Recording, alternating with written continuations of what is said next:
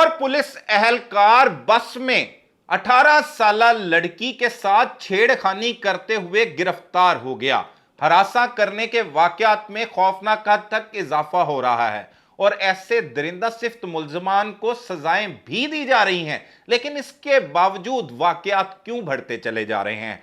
मियां चन्नू का यह वाकया जो पेश आया है उसमें एक शख्स जो बताता है कि वो बहावलपुर का रिहायशी है और वो अपनी 18 साल बेटी को लेकर लाहौर से बहावलपुर की बस में सवार हुआ और जब वो बस वड़ैच कंपनी की लाहौर से मियां चन्नू बाईपास के करीब पहुंची तो पिछली सीट पे बैठा हुआ एक शख्स, जिसके पहले तो उसे नहीं मालूम था कि वो कौन है, उसने जो है वो बच्ची को हाथ डाल के आगे उसके जिस्म के नाजुक हिस्सों पर हाथ लगाना शुरू कर दिए, दबाना शुरू कर दिए। बच्ची ने शोर जब मचाया तो वालिद ने भी वहां पर शोर मचाया।